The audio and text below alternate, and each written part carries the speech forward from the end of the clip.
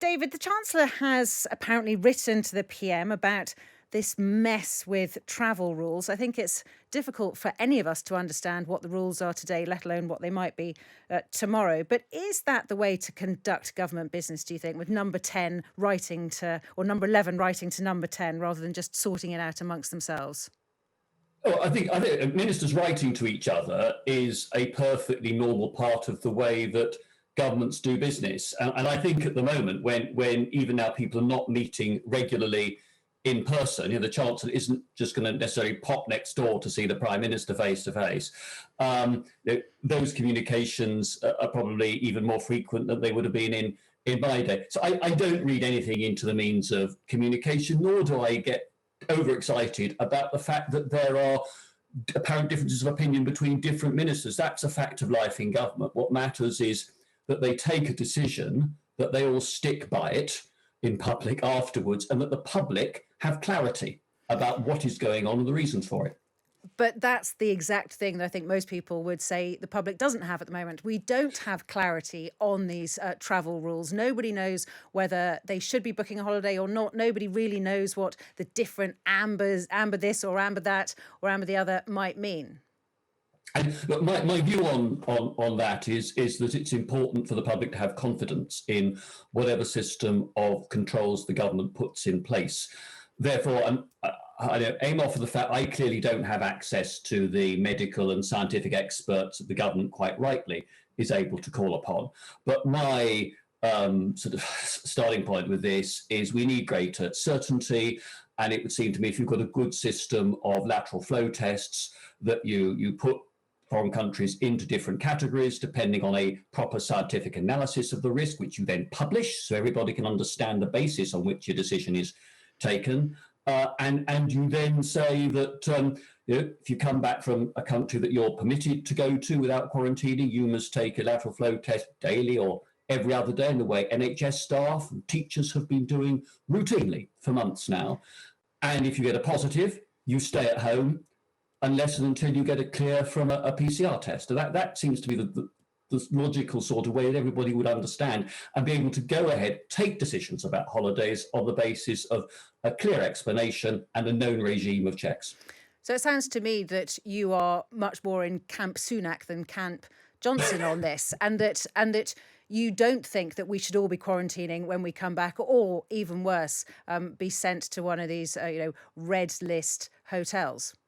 It depends which countries you come to. And I think it's perfectly reasonable to say that the risk in particular parts of the world is much greater than in others, and that therefore there is a requirement to quarantine either at home or in a government-approved hotel, where the risk analysis justifies that. But then I do think it's important that the government is always clear about the scientific analysis on which its conclusions about risk have been made.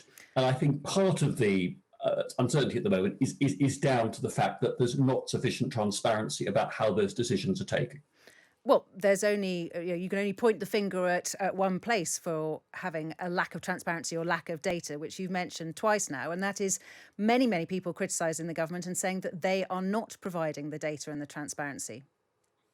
I think one of the things I recognize about the government, having been in this and not in the unprecedented strains of this pandemic, is that governments all the time are having to deal with uncertainty. We talk about following the science, but the scientific conclusions are themselves contested. You hear different scientific experts arguing with each other about what the risks at the moment actually are. So I have a huge amount of sympathy for ministers because they're grappling with an unprecedented pandemic. First time this has really happened since just after the First World War, and against the basis of scientific advice that tends to be provisional and uncertain and is developing all the time.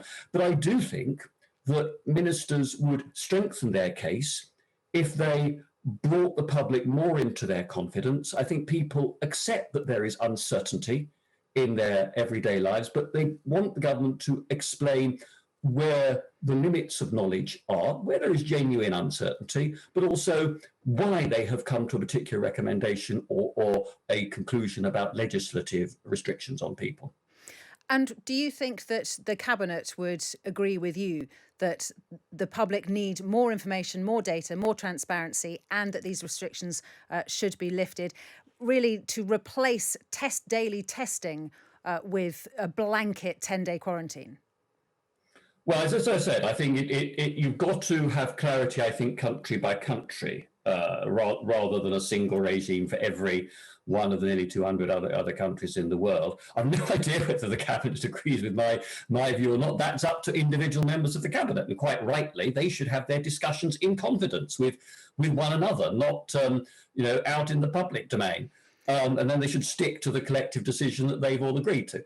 I wish them well, but I do think that the greater transparency would actually strengthen the government's persuasiveness in getting the message across to the public. I don't want to labour this point, but at the beginning I asked you whether this was the way that Cabinet should be conducted, or discussions, because of this letter that's been leaked from Rishi Sunak, which he knew would have been leaked. I think we can all agree on that, where he pretty much is disagreeing with the Prime Minister. And then you just made the point, Daivd Lidington, that collective Cabinet responsibility is very important, which we know that, and that these discussions should be kept under wraps and away from the public. But actually, those two things don't necessarily fit, because here we do have the Chancellor clearly setting out his stall as being different from the stall of the Prime Minister. Many people saying the Prime Minister is more hesitant about opening up, perhaps twice bitten, once bitten, twice shy. The Chancellor clearly saying it's time now to help tourism, to help hospitality, to help people who want to go on holiday or travel to visit relatives or whatever the reason might be. And that actually that's not collective Cabinet responsibility. That is two individuals setting out their stalls. I think that there are two important points here. The first is that ministers need to have a safe space where they can argue out their disagreements in private and hammer out an agreed government position.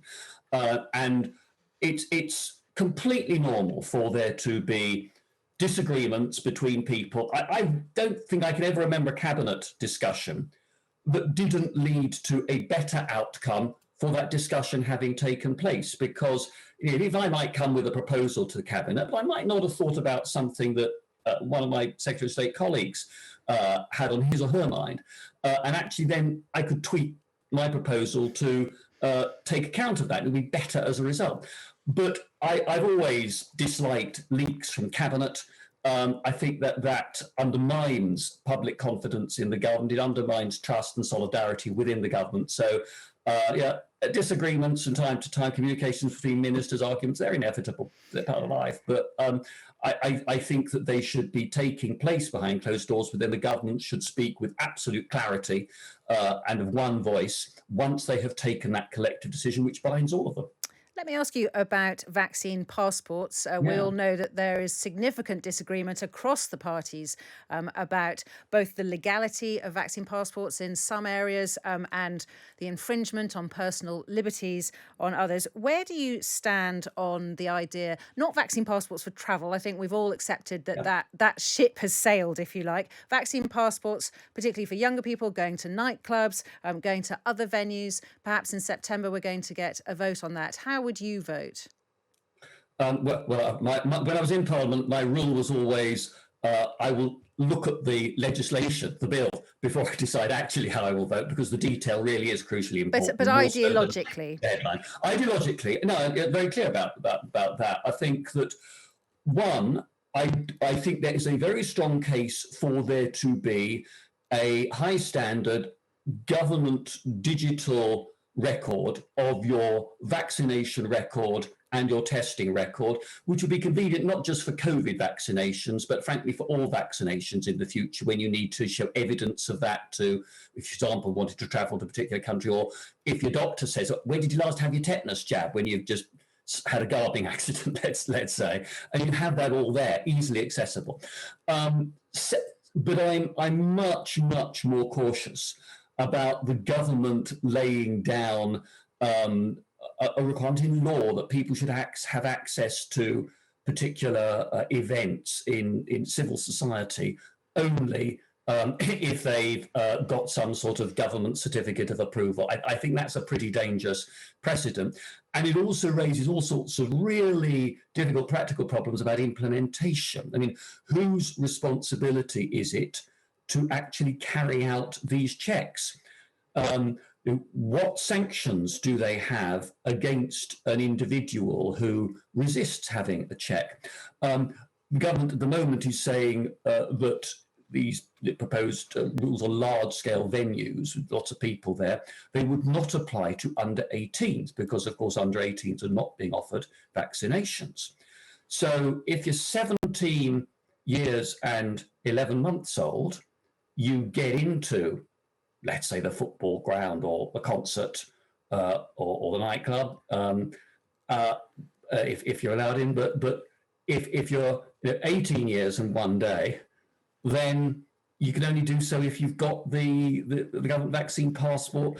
That seems to me not to make sense in terms of risk analysis. So I think there are better ways of persuading young people to take up the vaccine. And I'd like to see the government working out who it is that the young people there, who the audience they're targeting, listen to. Now, is it sports stars? Is it bands? Is it YouTube influencers? But try to enlist the support of the people that the young people who you're trying to reach themselves trust and want to hear from. Because the Foreign Secretary pretty much admitted that this policy floating this idea of compulsory vaccine passports to get into venues was a way to coax or cajole people to take up the vaccine. Many people saying that won't work if you do force people. But do you think these other ideas that are being floated in papers today, Deliveroo, Uber Eats, kebabs for jabs, as one of the newspapers has called it, is that the way ahead? Well, I'd be quite open-minded about experimenting with incentives of that kind. I'm all in favour of government trying the pilot project. If it works, you try it in a city. If it works, great. Well, then you expand that more generally. If it's a flop, then ditch it. And I don't think you should be ashamed of having tried something through a pilot project in a particular locality. And if it doesn't work, say, no, we tried our best, but that one, we'll try something else now. So yeah, I don't rule them out. Personally, I'm a bit sceptical, but I'm not in the age group that they're trying to reach. So you've got to listen to the people who really understand opinion of the young people who are at the moment not coming forward in numbers we'd like to accept the vaccines. So it sounds like you're more in favour of the carrot than the stick. I'm certainly more in favour of the carrot than the stick, but I'm very much also in favour of enlisting the support of the role models of those who have influence over. It's the generation of my now grown-up children rather than my generation that we need to be speaking to, and probably mums and dads are not always the best people to deliver that message.